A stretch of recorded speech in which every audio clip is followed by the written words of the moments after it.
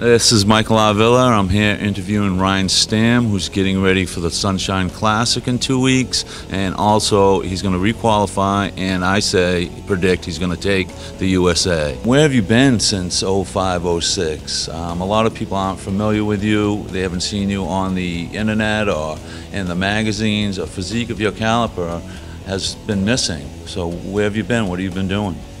Yeah, I think you know, after the 2006 Southern States, you know, I had a really bad taste in my mouth after that show. I felt like I won that show. I lost that show to Jason Huff. No disrespect to Jason. Great boy. You know, congratulations to Jason on getting his pro card. He's a freak, man. The kid is a freak. I think he was like 22 years old or something when he did the Southern States and won the overall, which is unheard of, you know. But I really felt like I was good enough to win that show, and you know, after that, I just, you know, I felt like I got a really bad call. It was the third time that I got second at Southern States, and I don't know, I just really felt like it was time to take a break. There was a lot of things going on, like I said, in my personal life that, you know, just needed to be addressed. I know a lot of people that know me, you know, probably know this. I've never made it a secret. You know, I really struggled a lot with drug addiction, and you know, that's not something that I'm embarrassed to talk about. It was a part of my life that happened. You know, fortunately, I've been able to come back from that and make it into something positive. So, you know, I had to have some procedures done on my back, and you know, I guess it just wasn't in the cards for me then. You know, I feel like now, like I said, all the other areas of my life that were not being addressed and that were being neglected for so long have been addressed and are now where they should be, to allow me to do this and allow it to be something positive and not just a financial burden, you know. Right. Do you want to address the sex tape that's circulating on the internet with you, or do you want to keep that on the down low? No comment. Okay. I want to ask you the 5 bodybuilders that, physique-wise, that you admire the most, or you would aspire to be. Wow. Okay. You know, there's so many great physiques out there. You know, I think, you know, I have to say, when Phil Heath first came out, I didn't buy into the hype, you know. What a gift. I mean, that's why they call him the Gift, and that's, I mean, it couldn't be a more fitting name. I mean, the guy is, he's a class act. His physique is unbelievable, you know. I think Jay Cutler obviously is impressive because of his mass, but I do like Phil's, I like Phil's physique better. It's more pleasing. I really am truly impressed by Kai. You know, I think Kai's physique is, to me, I think that Kai is what the next Mr. Olympia is going to be. You know, I think if Kai puts everything together and brings that spot-on conditioning along with the amount of size and roundness and fullness that he carries, I feel like he has the potential to be the next Mr. Olympia. I really admire Branch Warren. You know, I think his consistency and conditioning and you know, every show it's like he gets harder, and it doesn't seem possible for anybody to be any more rock hard than that guy in every show. He just continues what he's done with his genetics. Yeah, yeah, unbelievable that he carries that much size on that frame and brings the conditioning and the consistent improvements, you know. What's that? I guess that's 4, right? I don't think anybody's ever going to be Ronnie, you know. No.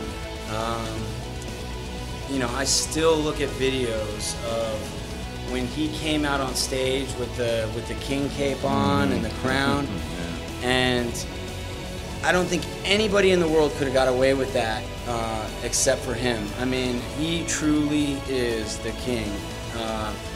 You know, when that guy came out on stage, and you know, was he like 298 pounds or something like that? I think he weighed in on stage, and man, I mean, the size of that guy with the amount of detail You know, people that used to criticize him for his stomach. I mean, where's it going to go when you're that big?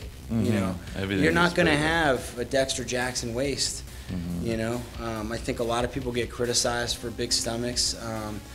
A lot of the critics that don't compete, they don't realize when you consume the volumes of food and the carbs that you need to consume in the off season and up into pre-contest, into a show, it's got to go somewhere. Right. You know, it's difficult to maintain a 29-inch waist when you're walking around on stage at 250, 260 pounds, 300 in the off season. You know, but I don't know. I think if I had to pick one physique that I felt was most impressive overall, I would say Phil. I just don't think he's quite got the size to win the Olympia. You don't find his narrowness of his shoulders, clavicle width, a factor? Yeah,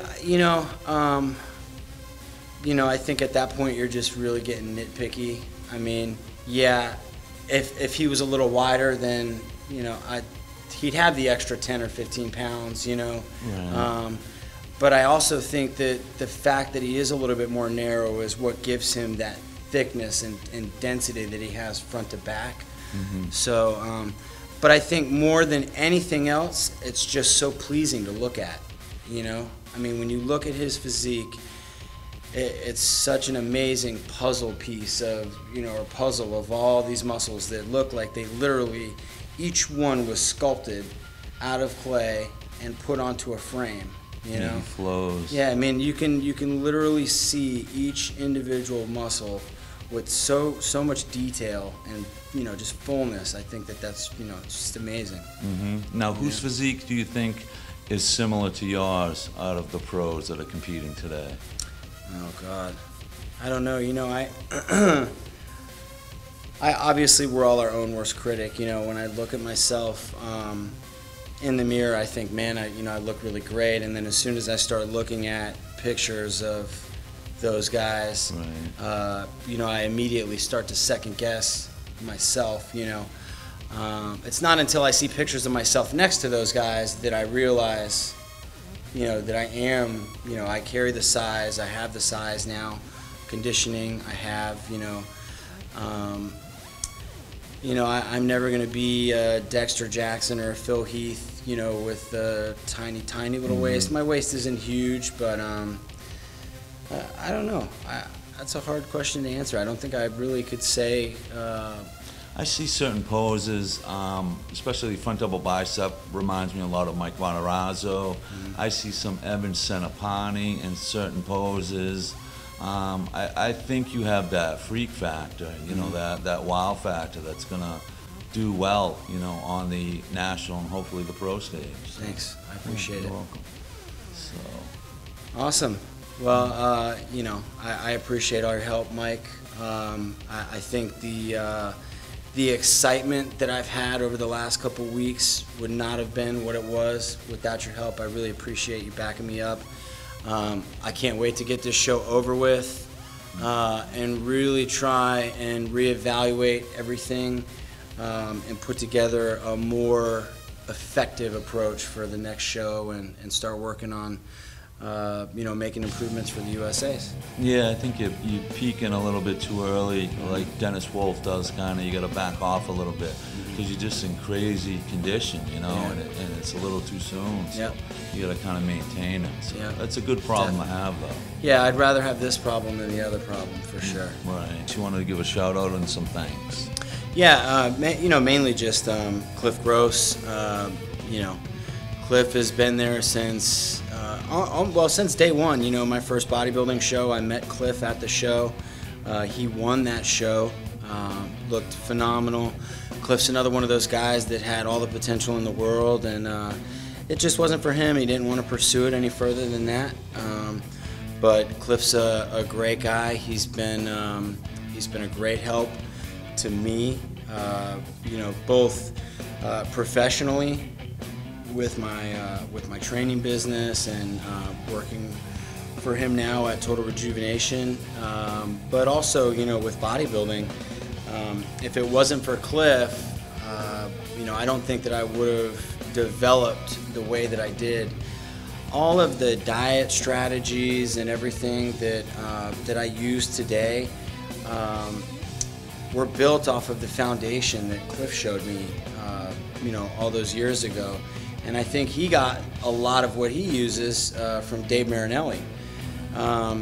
So I don't, you know, it's not exactly what we did back then, but that was the initial phase of me developing my own techniques and my own style.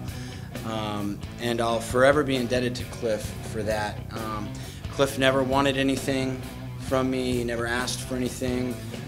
He just was a good friend and was always there to help me out.